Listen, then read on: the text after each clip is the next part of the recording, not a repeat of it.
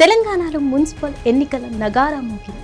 రాష్ట్రంలోని 7 కార్పొరేషన్లు 116 మున్సిపాలిటీల పరిధిలో ఫిబ్రవరి 11న ఎన్నికల పోలింగ్ జరగనుండటంతో రాష్ట్రంలోని ప్రధాన పార్టీలు సమరానికి సిద్ధమవుతుంది.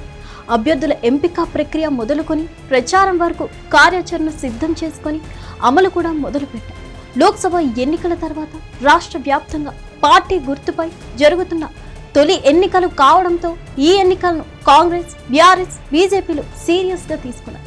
ఎన్నికల యుద్ధంలో గెలిచి పురపాలికలపై తమ జెండా ఎగరవేసేది ఎవరు? సమరంలో సత్తా చాటేదెవరు?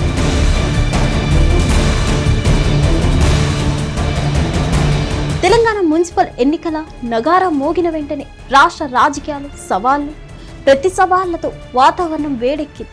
బీఆర్ఎస్ వర్కింగ్ ప్రెసిడెంట్ కేటీఆర్ ఈ ఎన్నికలను సెమీఫైనల్స్ గా అభివర్ణించగా, మంత్రి పొంగులేటి శ్రీనివాసరెడ్డి ఏకంగా కాంగ్రెస్ పాలనపై రెఫరెండంగా స్వీకరిద్దామని సవాల్ విసిరారు. మరోవైపు పట్టణ ఓటర్లపై గట్టి నమ్మకంతో ఉన్న బీజేపీ మెజార్టీ స్థానాలు కైవసం చేసుకుంటామని ధీమా వ్యక్తం చేస్తోంది. ఈ నేపథ్యంలో రాష్ట్రంలో ప్రధాన పార్టీలు ఎన్నికల కసరత్తు మొదలు పెట్టేశాయి. మెజార్టీ కార్పొరేషన్లు, మున్సిపాలిటీల్లో గెలుపు తమదేనన్న ధీమాను కాంగ్రెస్, బీఆర్ఎస్, బీజేపీలు వ్యక్తం చేస్తున్నాయి. పంచాయతీ ఎన్నికల్లో మెజార్టీ సర్పంచ్ సీట్లను దక్కించుకున్న అధికార కాంగ్రెస్ పార్టీ అదే హవాను మున్సిపల్ ఎన్నికల్లోనూ కొనసాగించి పట్టణ ప్రాంతాలను పట్టు సాధించాలనే పట్టుదలతో కసరత్తు చేసి ఈ ఎన్నికలను మరింత ప్రతిష్టాత్మకంగా సీఎం రేవంత్ రెడ్డి తీసుకున్నారు. గ్రామీణ, పట్టణ ప్రాంతాలపై పట్టు దొరికితే విజన్ 2047ను సమర్థంగా అమలు చేసే స్వేచ్ఛ సీఎం రేవంత్ కు, ప్రభుత్వానికి లభిస్తుందని పార్టీ వర్గాలు చెబుతున్నాయి. ఈ నేపథ్యంలో మున్సిపల్ ఎన్నికలను సీఎం ప్రతిష్టాత్మకంగా తీసుకున్నట్లు వెల్లడిస్తున్నారు. కేటీఆర్ ఈ ఎన్నికలను సెమీఫైనల్స్ గా పేర్కొనడం వెనుక వ్యూహం ఉందని అంటున్నారు.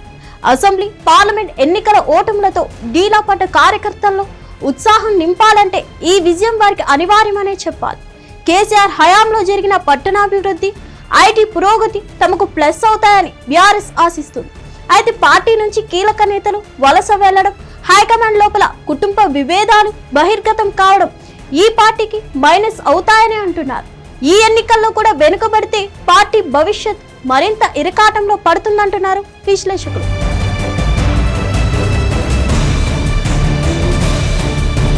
తెలంగాణలో బీజేపీకి పట్టణ ప్రాంతాల్లో సహజంగానే బలమైన ఓటు బ్యాంక్ ఉంది. ప్రధాన నగరాల్లో హిందుత్వ కార్డు, కేంద్ర ప్రభుత్వ పథకాలు ఆ పార్టీకి ప్లస్ పాయింట్. మున్సిపాలిటీలో తమదే మెజార్టీ అని బండి సంజయ్, కిషన్ రెడ్డి ధీమాగా ఉండడానికి కారణం ఇది.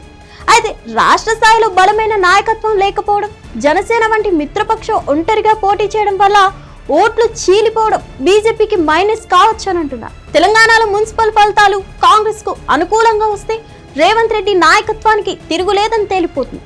ఒకవేళ బీఆర్ఎస్ పుంజుకుంటే కేసీఆర్ మార్క్ రాజకీయం ఇంకా ఉనికిలో ఉందని అర్థమవుతుంది. బీజేపీ గెలిస్తే వచ్చే ఎన్నికలకు తామే ప్రత్యామ్నాయమని ఢిల్లీకి సంకేతం పంపినట్లవుతుంది. ఫలితాలు తారుమారైతే ఓడిన పార్టీల నుంచి వలసలు మరింత పెరిగి ఆయా పార్టీలో తీవ్ర నీరసం ఆవరించే ప్రమాదం ఉంది.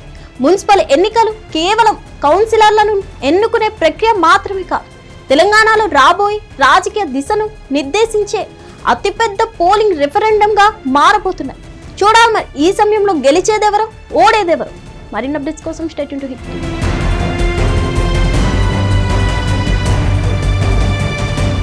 హిట్ టీవీ యాప్, ఇందులో short news, live news, entertainment shows, movies, digital magazines తో పాటు మీ జిల్లా వార్తలను కూడా ఫ్రీగా చూడొచ్చు. ఇంకెందుకు ఆలస్యం, వెంటనే హిట్ టీవీ యాప్ ని డౌన్లోడ్ చేసుకుని ఫ్రీగా ఎంటర్టైన్మెంట్ పొందండి. Hit TV app. Hit TV app. Please download hit TV app. Hit TV app ని ఫ్రీగా డౌన్లోడ్ చేసుకుని ఎంజాయ్ చేయండి. మీకు నచ్చిన ఎంటర్టైన్మెంట్ కోసం హిట్ టీవీ యాప్ ని ఫ్రీగా డౌన్లోడ్ చేసుకుని ఎంజాయ్ చేయండి. హిట్ టీవీ యాప్ ని డౌన్లోడ్ చేసుకుని ఆస్వాదించండి, ఆశీర్వదించండి. ఇంతమంది సెలబ్రిటీలు హిట్ టీవీ యాప్ ని డౌన్లోడ్ చేసుకోండి అని చెప్తున్నారంటే ఎంత మంచి యాప్ ఆలోచించండి. అమెరికా అమెరికా అమెరికా అమెరికాలో చదవాలనుకునే వాళ్ళకి విశ్వసనీయమైన పేరు మన శౌర్య కన్సల్టెన్సీ. UK లో 1 year masters. UK లో 1 year masters. 2 years work permit up to 5 years visa. Contact Saurya Consultancy. Contact 89851 89851.